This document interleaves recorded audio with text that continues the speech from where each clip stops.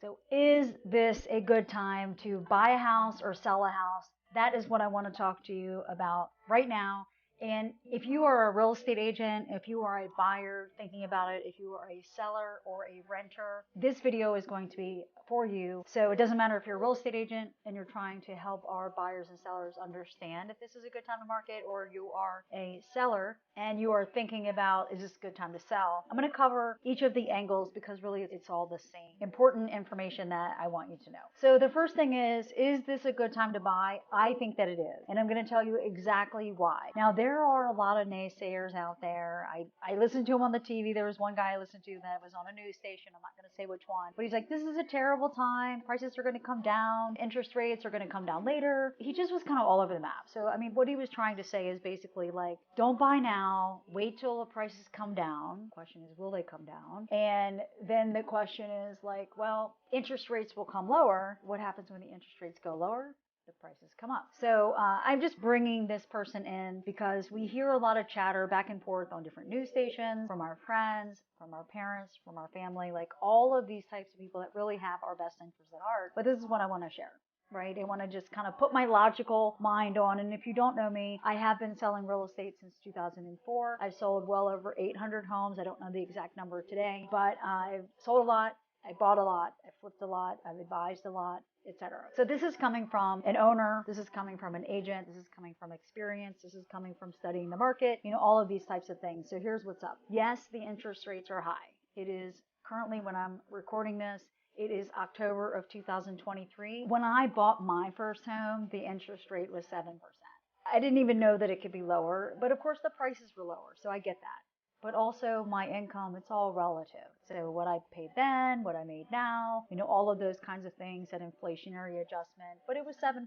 All right. And so now, of course, I have a couple homes that aren't that, so I can relate, right? But here's the thing. Yes, the interest rates right now are wavering between up just above 6% to just above 7%.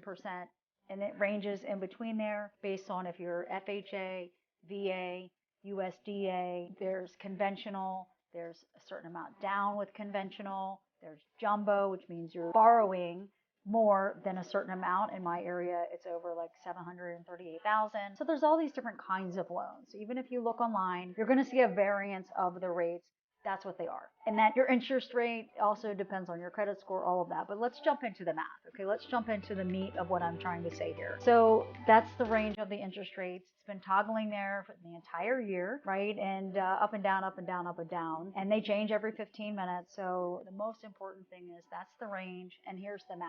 Okay, historically, over the last number of years, let's just say the last 7 years, 2013, since 2016, the interest rates, yes, they stay lower, but the prices kept increasing dramatically, right? That's not rocket science. Depending on where you live and the area of your appreciation. For myself, I live in Northern Virginia. We saw increases from 8 or 9% all the way to 21% over this era annually, right? And so right now we're still having 6 to 7% appreciation.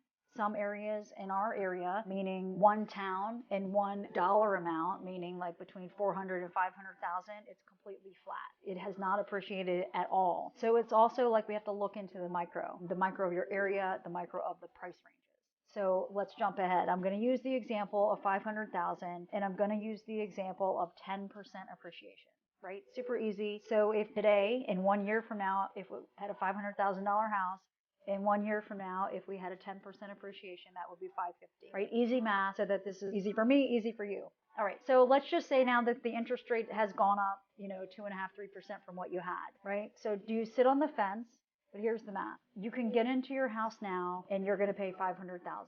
Yes, you're going to pay a higher interest rate, but is the delta of what you would be paying now equaling $50,000, right? Or what if it's, if you have to pay $600 extra a month or $400 a month, how many years will it take for you have been paying the same amount of that $50,000 increase in the sales price?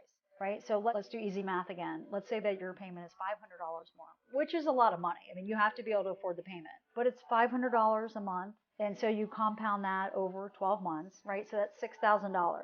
So that would be $50,000. So let's just say 6 into 50. What is that? 7, 8 times.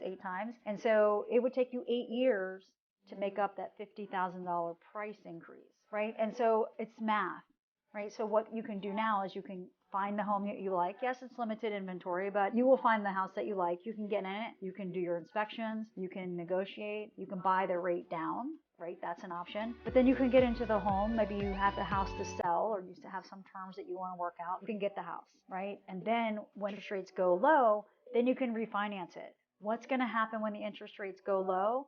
The prices are going to come back up. And so that's the big, like, is that if you wait until the interest rates go down, what will happen is that the prices will go back up and you've shot yourself in the foot, because now in that same example, let's just say now it goes back up to 550,000 and you could have bought it when it was 500,000. That bit of interest rate that you just saved, you lost because you're paying a higher price.